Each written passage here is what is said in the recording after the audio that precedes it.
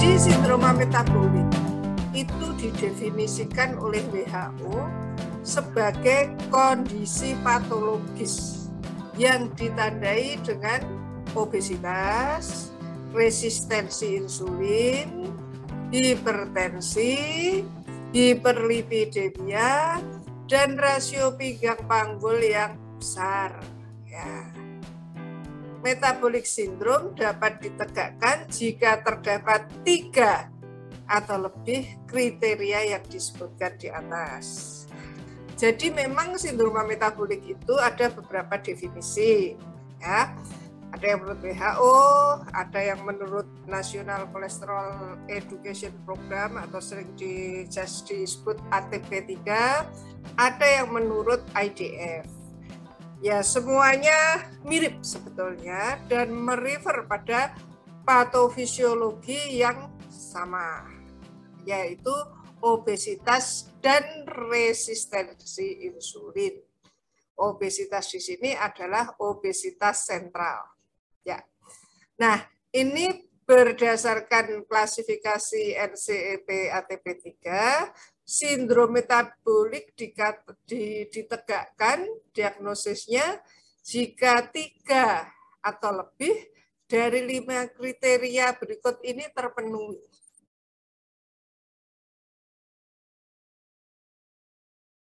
Sindrom metabolik tadi sudah disampaikan, ya, contohnya itu adalah obesitas, ya, kemudian diabetes, kemudian nafaldi, ya, yang ini semuanya bisa berujung pada cardiovascular disorder, ya.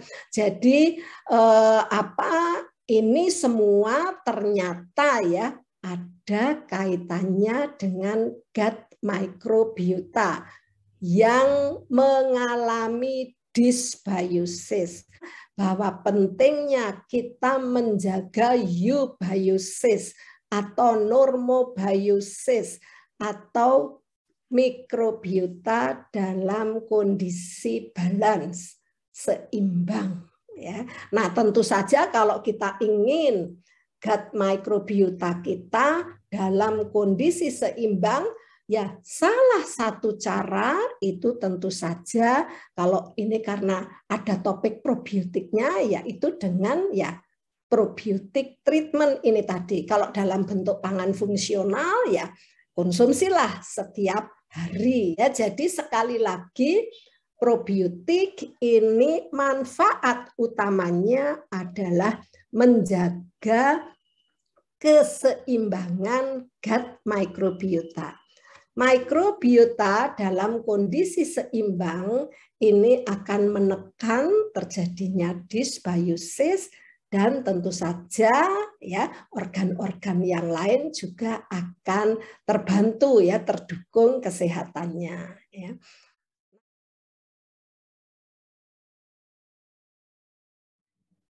Kalau dalam keadaan normal, bakteri-bakteri mikrobiota itu dalam keadaan eubiosis.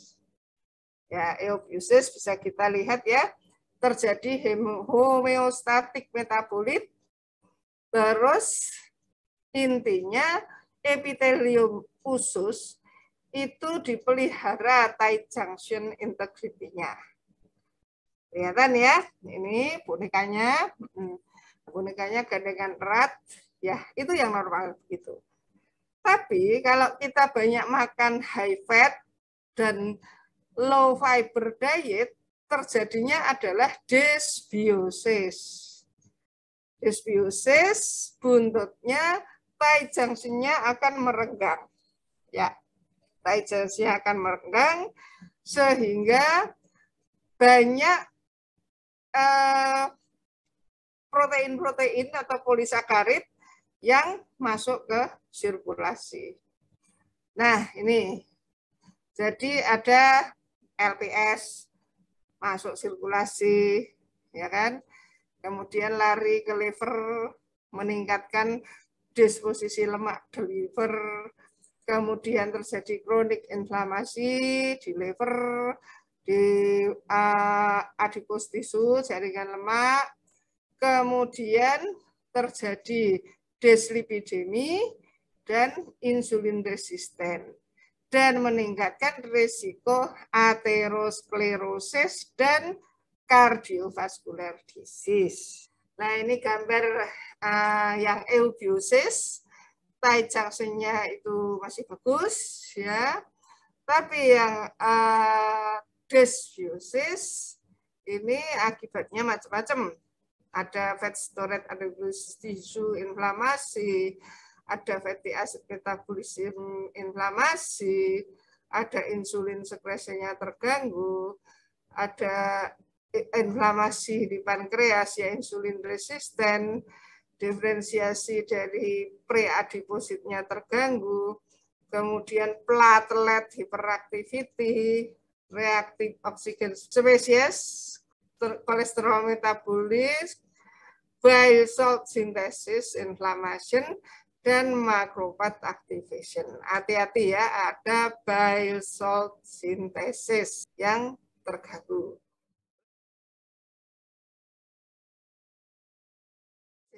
Diet tinggi lemak.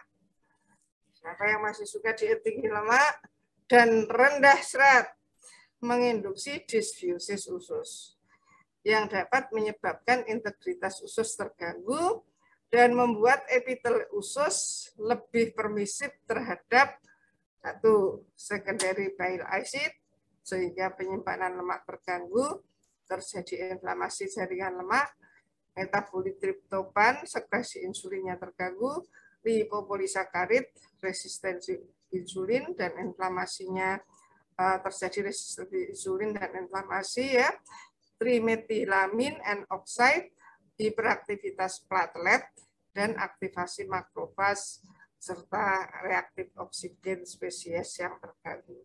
Jadi tadi sudah disampaikan ya, diet tinggi lemak dan rendah fiber ini bisa menstimulasi beberapa gangguan ya, gangguan keseimbangan gut microbiota. Jelas di sini bahwa yang merah-merah ini adalah ya kondisi dengan tinggi lemak, sedang yang tinggi fiber, yang gambar biru ya ini bisa kita lihat nanti beberapa mikrobiotanya ya ini memang mengalami perbedaan ya, dari penelitian kami juga seperti itu ya. Jadi ini mendukung ya penelitian kami bahwa terjadi dysbiosis yang ditunjukkan dengan pola makan yang berbeda.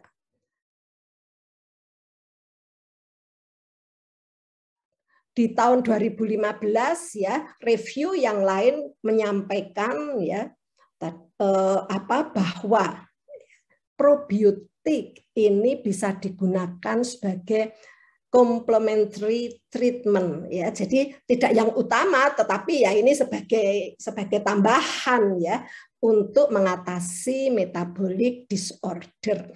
Dalam paper ini menyebutkan obesogenic diet dan sedentary life cycle.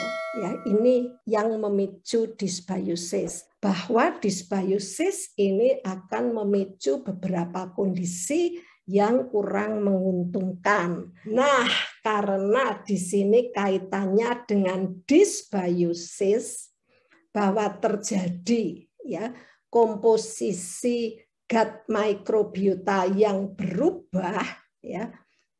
Bakteri yang suka lemak itu semakin meningkat ya, sehingga nanti juga ada penyerapan energi tubuh yang semakin banyak ya yang menyebabkan kita obes gitu ya. Salah satu penanganannya itu adalah dengan memasukkan yaitu tadi kelompok-kelompok bakteri baik ya yang disebut sebagai probiotik. Supaya apa? Mengembalikan kondisi ya, mengembalikan komposisi gut microbiota dalam kondisi seimbang ya secara langsung. Karena berikutnya ini adalah ya oleh Bars itu disampaikan pertama kali yang dilakukan dengan konsumsi probiotik ini adalah ya dia akan membunuh komunitas-komunitas yang memang kurang menguntungkan itu tadi.